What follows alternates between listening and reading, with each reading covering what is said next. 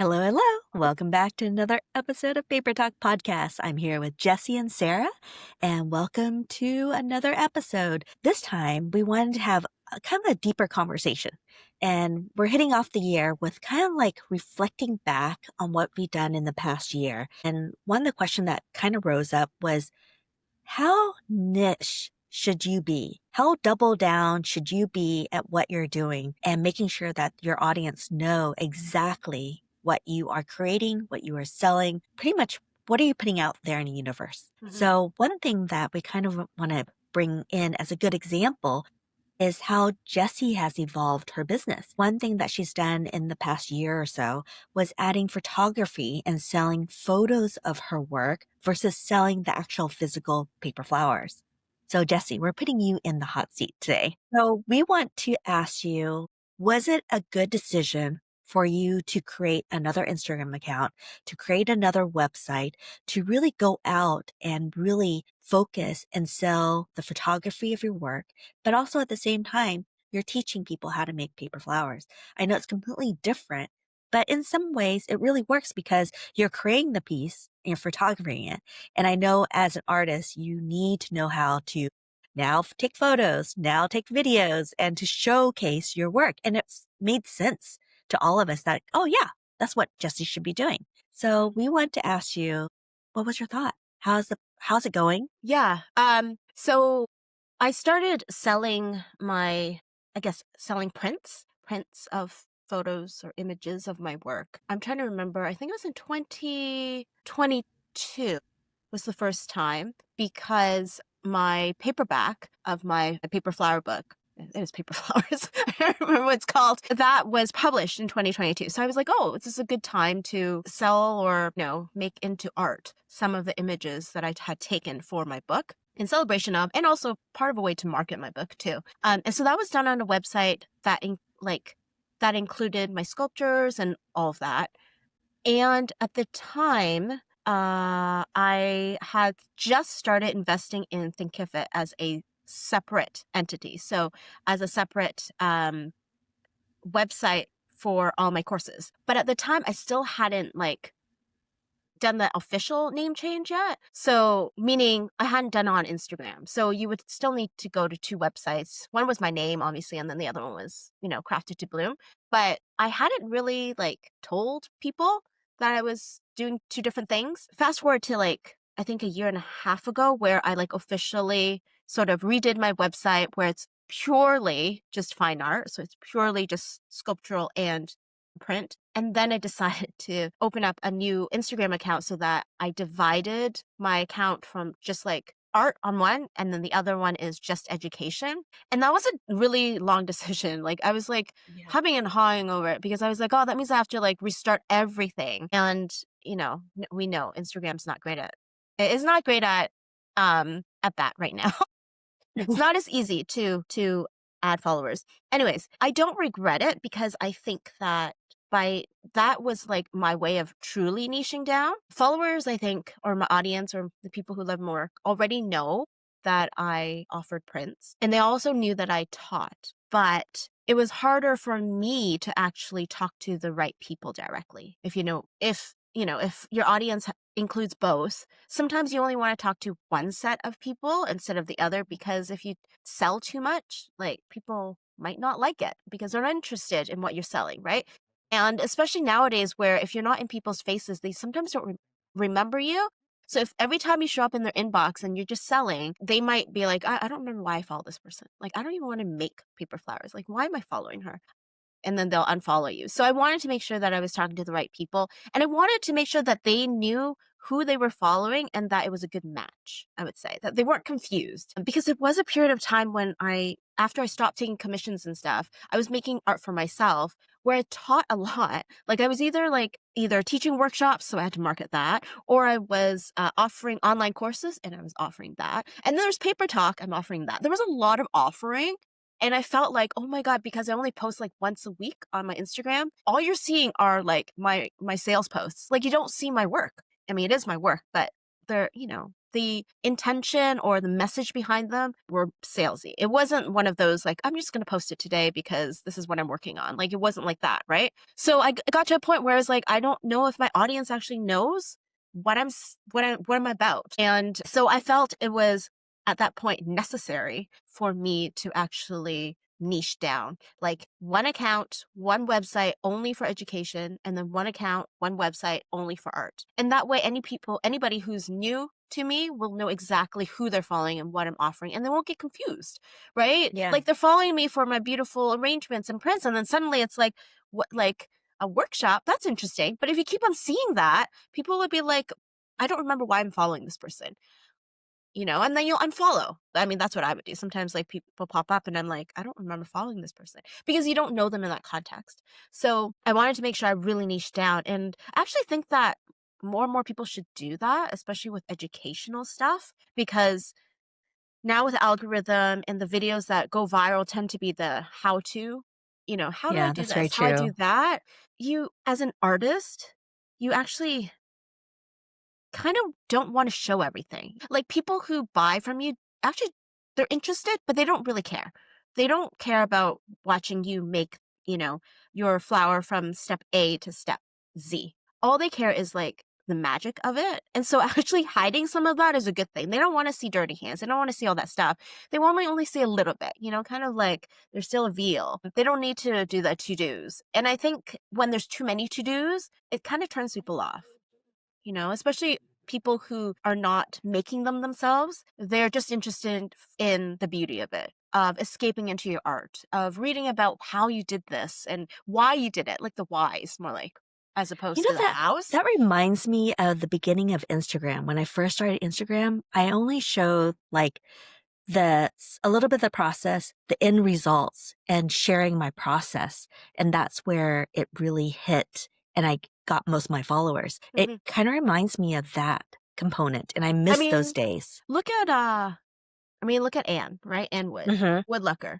She doesn't show her to-dos. She doesn't No. show like, this is exactly how I did. Like, once in a while, she'll be like, I used this and this is what it looks like. And then she'll show you the progress of, a zinnia with one level of petals done, and then two, and then three, and then four. Here's the end Yes. product. You know what I mean? Like, Yep. that to me is like, I'm escaping into her world, but I don't need to see her gluing things on. So as a collector, as someone who's interested in the art, it's unnecessary to see that. And if there's too much Yeah. of it, it's not pretty, and then it becomes not inspirational, because they don't understand, because the people who are buying your art are not necessarily people making it. They don't necessarily understand the nitty gritty, nor do they want to see it or care. They just want to see like the end product and the story behind it, and this person with this beautiful background and beautiful like workspace and whatnot, right? So like, my feed got to a point where it was just like, I can't show so much. People who are buying my work will just think that I teach. I don't sell. I don't sell my work. So that's why I decided to like completely like just bite the bullet and cut it into two separate entities. I don't regret it, but I have to say that getting the new account up was difficult. It's difficult to get people to follow, which is really ironic, because Instagram tells me that actually a higher percentage of people are seeing the stuff on there than my reels on my other account. But who knows? But engagement is very different from when we started 10 years ago. The engagement is so Yes. different. People It is. consume, but I don't know if they're just used to consuming, but not engaging necessarily. Hmm. So it's kind of hard for me to get feedback. I mean, half the time comments are feedback, right? Feedback as in like, do people want to see that?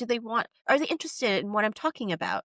Are they interested in what I'm sharing? So it's kind of hard to tell, but I personally am a lot happier, because I can say to people, if they're interested, okay, this is where you go to see all that stuff. As opposed to before, it was like, here, go to my Instagram or website, you can see all this stuff, and then they're confused that there's too much going on. Hmm. So I do think that niching, at least that's very like specific, like teaching is very different from making. I think that's an easy niche to kind of put yourself into. But I think, for example, would I do one to separate my print work with my sculpture? Probably not, because I think it overlaps and it's related. But that's because it's related. Like, the photography came out from my sculptures. But yeah, I mean, I think we could have a discussion about like, what if somebody did calligraphy? What if somebody did party favors? Like, how would that work? And could it work with your, just one website, one look, one brand. Like how would we do that? I think it is possible, but maybe case by case basis. It's also how you brand yourself and how you market yourself, and how did you curate your followers or audience? Are they interested in combining the two together? And how did you make it relatable to your audience? Yeah. I think it's a lot about the thinking behind it before you actually start pushing it out to the public Oh, yes, and sorry. curating. One thing that I wanted to add was one of the things, it's great that you mentioned it, the thinking behind it. One important thing was the price point. Was because my workshops aren't like hundreds of dollars or thousands of dollars. I mean, I guess some people, they might have the big one and it's like $1,000 or something, but mine are not. They're for the ordinary person, like the ordinary crafter who's like, has the paper flower bug, right? So they're much more affordable than the art that I make. And so one of the things that was really driving me as well was the fact that these like completely different like price points, right? I can't expect people who pay $100 for my course to necessarily then invest in a $300 flower, right? It's very different. So that too, I think, coming up, since you mentioned, the thought that goes behind it, that too, I think needs to be considered when you're niching or when you're dividing your niche. Because if there is a significant like discrepancy in the price points, then you're really talking about different audiences, different people who would appreciate what you do in different aspects, right?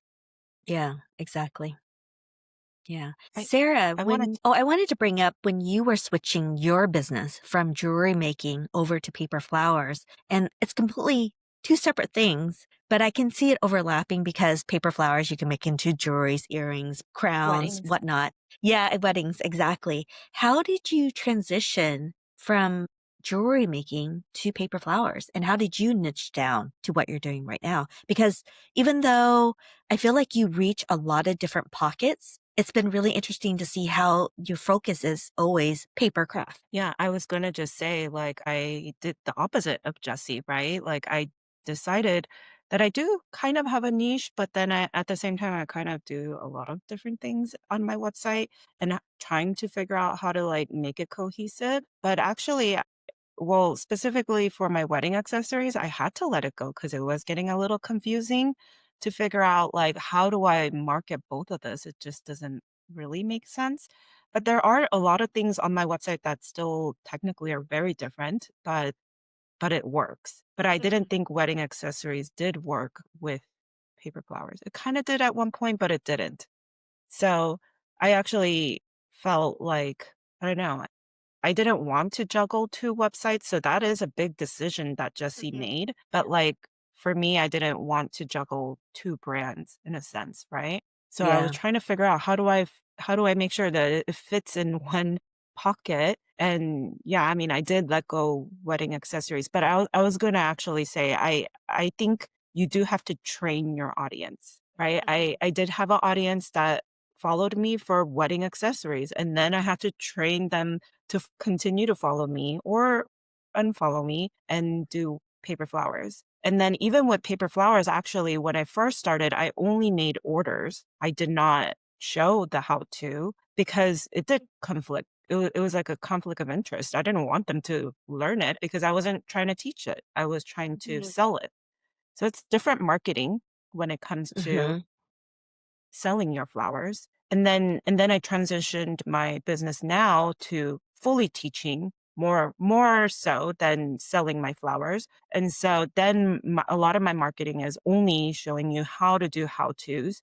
And I Mhm. show short snippets so that you can purchase the template and then watch the full tutorial. I do think niching down is important, like in a sense. I don't want you to be confused when you come to my website, but I still think you could figure out how to make things fit into your website ultimately, Mhm. right? And Hmm. actually, the best part about our mastermind is that we were able to kind of go through some of our peers, some of our students' websites, and then give our input in terms of whether or not it fits or if it doesn't. And then like help them figure out how to make it a little bit more cohesive, right?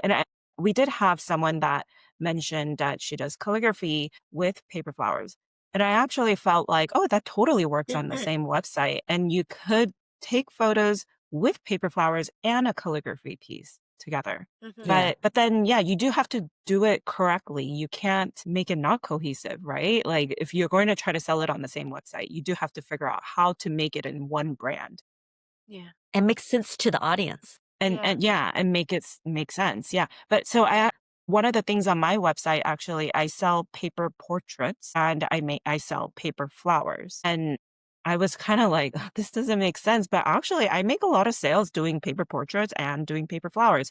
So I just included it, and honestly, it is a trial and error process. I mean, Jessie had to do this, right? Like, you had to think about it for a long period of Hmm. time before you made this decision that, "Okay, this isn't working out, I have to separate it." So you can Yeah. definitely do that. But if it works out, then why not put it on the same website, Yeah. right? But I think Yeah. the Mhm. mastermind is so important because then you can kind of get some real input, and, like, we were able to kinda Exactly. share, like, "Yeah, I think this is a good idea, and this is a Yeah. bad idea," and have those Yeah. kind of conversations. Because Yeah. I know sometimes when we post something, it goes out to the universe and nobody says anything. So you don't know, did I do it right? Yeah. How are people perceiving it? And then when you're in the mastermind, you actually can have interactions and reaction on that post, and you get a real idea and comments and improvements on how you can evolve it and make it even better, which I think Yeah. is so important that a lot of artists, we don't have that communication with our audience in that way. Maybe a few handful of people get to have that experience, but the majority, it just goes out and you're like trusting that what you decide works. And I think having the mastermind, our mastermind backing you up gives you another outlook, a third perspective, even a fifth perspective on what you can do and how you can do Yeah, it and I better. love that Jesse has the experience of separating it, and then you can also talk to me of figuring out how to make it cohesive, I guess. Then you can kind of Yeah. see the different inputs, right? Yeah, so I Yeah. think both Jesse's reasoning behind separating it is so valid, and I totally Hmm. agree with a lot of the things that she say, but at the same time, like, in my head, I'm like, "Oh, that's so hard because you have to now So juggle much 2 bandwidth. brands." Yeah, Yeah. but, you know, being able to kinda have those real conversations is so important. Yeah. Yeah. Hmm. Yeah. I do think that branding is such a big thing. Like it relates to the niche. It relates to like how do you I mean, to be honest, Sarah, the only reason why your website works is because your branding is so on point for all of your products, right? I think it's harder when you're not quite sure what your branding is, not quite sure what you want to say, what your general aesthetic is, and then you try to put like a bunch of stuff on a website. Yeah. Obviously, it's not Yeah. going to work out, right? Yeah, Because yeah. there hasn't been enough thought put into the behind the scenes before you even put these products out. How do I make them look cohesive, right? As a Mhm, brand, as a person mhm, bringing like putting the stuff out. And I think it goes the same with, like you said, having two websites, it is a pain, right? It's more work than I would like. I would have loved everything under one. But at the same time, it actually made my branding easier because I mhm. knew that there were two separate things. But it's because they're so clear. Like one's teaching and one is selling, right? As opposed to like jewelry and then paper flower. I think it's a little bit trickier. Mhm. But still, they both have some sort of overlapping branding that you can tell that it's still me and my work. But like, I think one of the things that we struggle with as even established businesses is sometimes our branding goes kind of like off. You know, Hmm. like we want Yeah. to add new things and we want to grow as artists. We want to develop. How Mhm. do you bring these new either products or new ways of doing things, new ways of making a flower, new ways of of photographing it? How do we bring those in seamlessly in an established business and still Mhm. be on brand and true to your brand. And I think Yeah. a lot of us struggle with that because we get excited about new mediums, we get excited about new ways of doing things, we get excited about new apps, and then suddenly it's like, wait, wait a minute. I'm so excited about these things, but how do I do it in a way that makes sense? And because you're in your head, you don't see it. You're like, you put it out there and you're like, well, that looks good. And then other people are like, I don't know why you're posting all this, like suddenly all this things. I know you're really excited about it, but I'm Yeah. really confused. And which is a completely legitimate like response, right? From your audience who like suddenly is like, whoa, she's so excited, but I don't what happened, right? And so like having you guys beside me, even like, we don't talk all the time, but seeing you guys and then you guys saying, oh yeah, I saw your post of XYZ. That was so cool.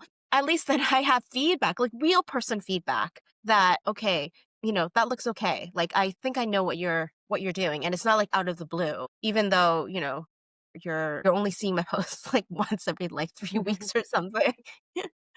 Yeah. But it helps because honestly, when you're new, it's kind of expected. Like, you've probably got tons of different things on your Instagram, but once Mhm. you're established, like, you have a certain look. And sometimes when you break out of it, like, and I've seen people break out of it, and I always question, I'm like, "Oh, what are they trying to do? Is it working?" Like, I don't know. As their audience, I'm still also thinking about, is this new art they're introducing, or is it a new brand, or is it like, is this the same person that I was following from before? Like, is this what Yeah. I want to see? Actually, it's funny because I just did a campaign. I think I just posted it recently. I did a campaign for bed sheets. And I was like, "Oh, this is a hard sell for me." Like, cause I mean, paper flowers, I could do vases, I can do my craft room, I can do crafty related things, scissors, glue, bed sheets. And it definitely performed it was bad. It was bad engagement. Honestly, I tried my best and I don't regret it. I still took Yeah. the job, but I mean, I'm just letting you guys know that that's what happens, right? Like if you all I've done it. I've done it. But actually for me, I do wanna transition into being more lifestyle friendly so that I'm not so stuck in paper flowers. So I do kind of sprinkle in a little bit of, Mhm. sourdough making or my bed sheets, but I think it's okay to experiment. It's just yeah, the reality is my audience was probably like, "What was that?" You know? But I do think though that you're still on brand when I'm not aw, necessarily thank saying bed you. sheets are on brand, but I'm Yeah. saying the way you shoot the aesthetic of your Yeah, the And I videos. aesthetic is also on include a point. paper flower somewhere in there. Like, yeah, exactly. That's what I mean. It's still on brand. Like, I still love watching your videos because even though a lot of them are to do, and I was complaining about to do ones, they're done really well because you do it like an art in itself. You know what I mean? Aw, thank Yes. you. It's Yeah, not I like definitely me try. where it's not like me where I'm like literally like recording what I'm doing and I just cut it up, right? You're Yeah. like doing it in a way where you're storytelling. That's more important, right? You're Mhm. doing the storytelling part and that's become part of your brand. So to be honest, like, I think you could sell many different things and people would still watch it and it still feel like, okay, that belongs on your feed. Maybe not Mhm. as much engagement just because people aren't interested in bedspread or something like that, but Yeah. at least it still looks like it should be on your feed, right? And I think that's the difference between It's a me skill. giving I you feel feedback like It I have to and is. practice that it. too, Yeah. Yeah. right? Yeah. I have to practice Yep. to how to Yeah. include bed sheets in my brand. Yeah. Well, it's an art. It Yeah, literally thank is an you. art form. Like, it's not an afterthought that what you do, right? And also because of how you shoot and all the colors you use and all of that. And it's your Mhm. home that's on brand. But yeah, like when you do try to niche to something else or switch real hard to something else, Mhm. it can be kind of distracting to your audience. And you don't really Mhm. realize that until someone like, mentions it and you're like, Yeah. Yeah. maybe Or that you didn't lose work. the engagement. Yeah, you're gonna lose Yeah. followers. Yeah. Yeah. Yeah, Yeah. exactly. Yeah. You Yeah. are. I think that's why I love our mastermind so much is having these type of conversation with the three of us and our group. It's been really eye-opening. It makes me think. It makes me process what I'm doing. And I just love that for everyone to see in the group and to understand the behind the scenes. And having this conversation, having Jesse on the hot seat is a good way for you to see what's happening in our mastermind. Because a lot of people are like, what do Mhm. you do in your mastermind? How is it helpful?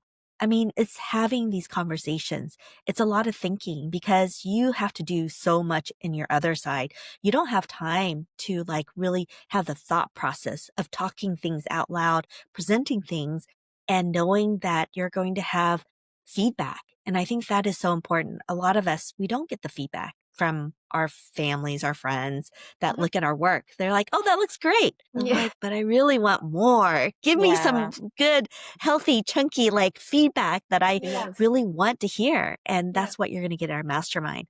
I'm mentioning this because our mastermind is opening back up this month for enrollment that is going to be happening on March. The first week of March on a Tuesday. It happens every 2 weeks, Tuesdays at 10 a.m. Pacific Standard Time or Pacific Time, and then noon Central Time, and then 1 p.m. Eastern Time. And it's such a great way to reconnect with what you're doing, how to evolve your business, how to challenge your business to make it even more stable and to make you rethink about certain things that you're doing in your practice or your business that will hopefully make it even stronger. And having the conversation about who is your audience? What is your brand? Does your brand fit with your audience? This is the type of conversation that we're having in our mastermind, that we want to have you in our group because we want to help you. And that's one thing that is so amazing about all three of us is we're here to help you and to give you our perspective, to tell you about our mistakes and how you can avoid it. And I think that is so important. That's how generations behind us is going to be even better. And that's what we want. Yeah. So think about joining our mastermind. If you do have any questions, email us at info@papertalkpodcast.com or DM any of us on Instagram. Have a conversation with us, see if it's a right fit. And we believe this is anyone that's in any stage of their business.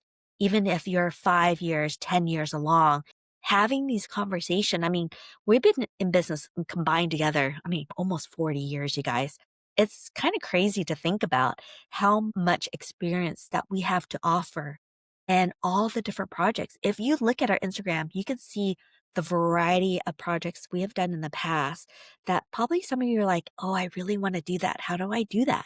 Come into our circle. Yeah. We can help you figure out the steps on how you can knock on that door, open that door, go in and show up. Because not only are we there to tell you how to do it, but how do you respond to a corporate response or a PR agency to do this project? Mhm. What's the right step? And we can tell you our experience. And that's one thing that we have in our pocket that we would want to share with you.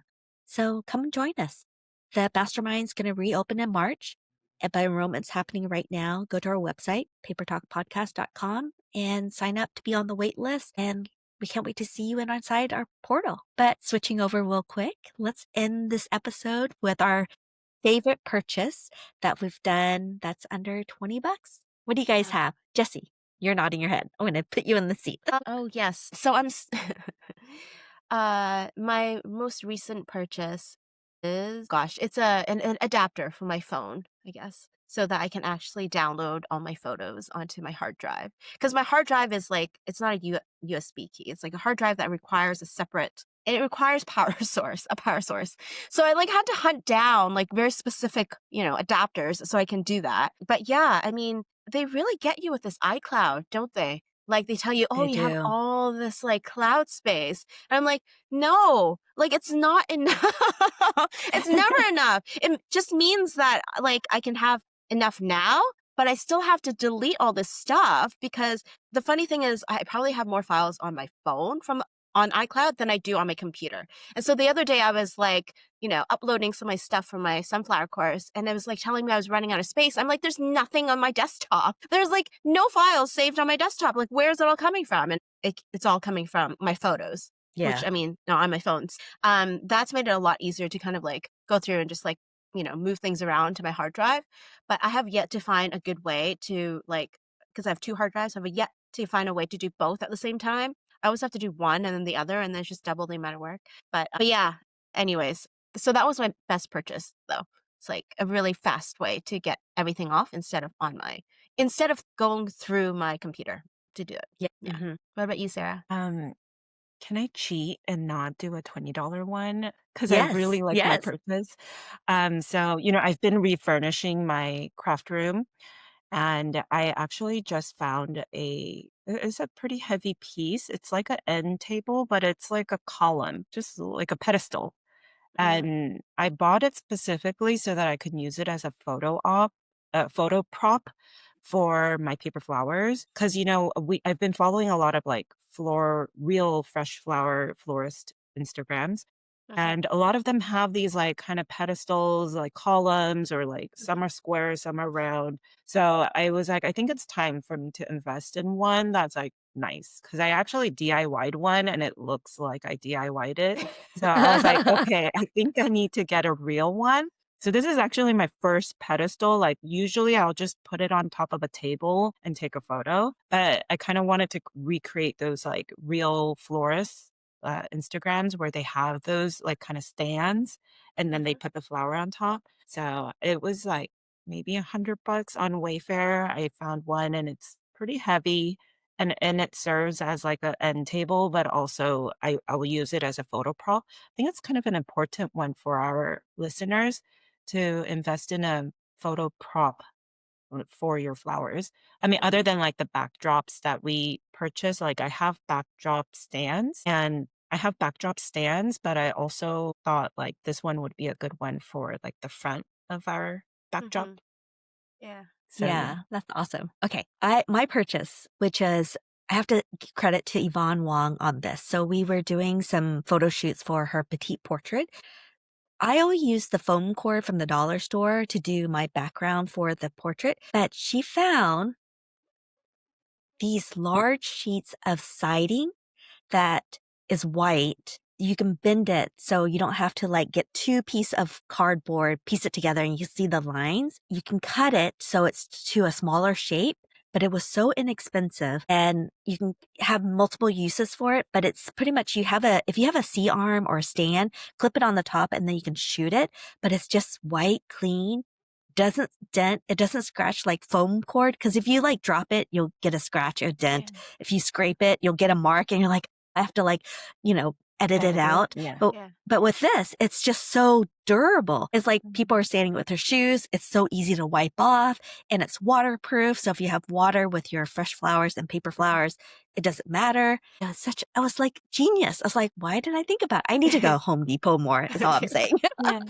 But that was a really good one. Since I'm trying to do a lot more photography and videos, I just need a bigger sheet. And sometimes the foam cord is just, even though it's cheap, you have to do the lines and it didn't, so it's been Yeah. crazy. And I was Oh, like, oh, this is a great solution for me. So I really, really love that. So yeah, we have go to to do Home like a Depot, photo everyone. episode. We Talk do. about That's a good props. one. Yeah. Yes, yes, yes. I love that idea. All right, you guys, maybe the next episode is going to be talking about props and how we use it to video and photograph our work. So hope to see you in a couple weeks. Bye.